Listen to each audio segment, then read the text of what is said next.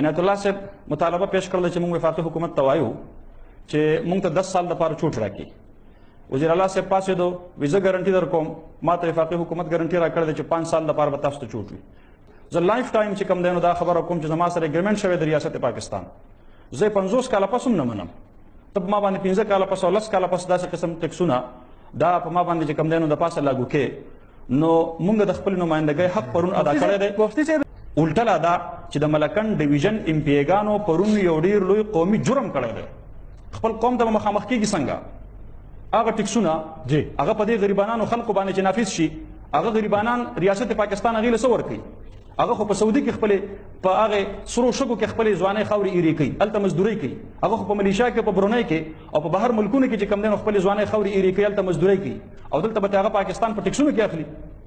چې پرون د دغه بل په پاس کولو کې واحد زه وم چې د ملکن ډیویژن نه د دې بل په حق کې د ووټ ورکولو نه ما انکار کړی دی. زه چېرته هم په دې باندې آمادګي نشم ښکاره کولی چې د خپل قوم د هغې یو دومره لوی مراعات دا زه په خپل ووټ سره ختم کړم او ما په هغې موقع باندې دا خبره وکړله چې ګورئ د ملکن ډیویژن ام پی ایګانو صاحبانو کو تاسو نن د دې بل په حق کې ووټ ورکو او د ملکن په عوامو باندې تاسو دا بم را وغورځولو د ملکن عوام به تاسو هرګز معاف نه کړي. عنایت الله صاحب مطالبه پیش کړل چې موږ وفاقي حکومت ته وایو چې موږ ته 10 سال لپاره چوټ راکړي. وزیر اعلی صاحب پاسېدو وي زه ګارنټي در کوم ما ته وفاقي حکومت ګارنټي راکړې چې 5 سال لپاره به تاسو ته چوټ وي.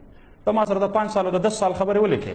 زه لایف ټایم چې کوم دی نو دا خبره کوم چې زما سره اګریمنټ شوی د ریاست پاکستان زه 50 کاله پس هم نه منم.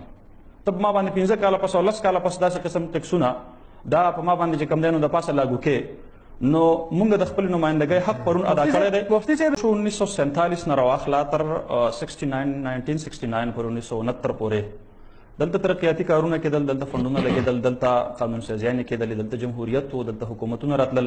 هر حکومت خپل پرایورټیز مطابق کارونه کوله. ایوب خان راغی هغه اګریکلچر ریولوشن راوستو زرعي انقلاب راوستو بل راغی هغه سوشل انقلاب راوستو چا صنعتي انقلاب راوستو.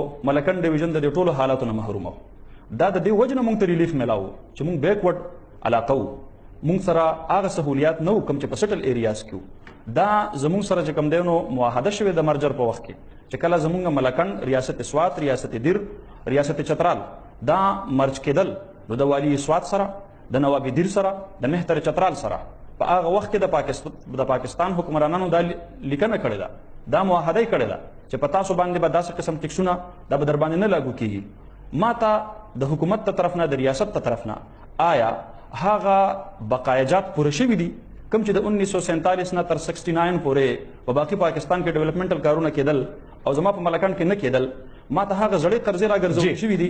موږ خو د داسې ستونزو داسې تکلیفونو داسې مشکلاتو سره مخامخ یو. کاروبارونه هم تباه دي. کورونه علاقې دایره په بمبارو باندې په اپریشنو باندې دا خرابې کړي دي. موږ خو هم د فاټا چې کوم دی نو د دغې مرجر خلاف وو هم د خپل ملکن ډیویژن د دغې آیني حیثیت ته ختمولو خلاف وو.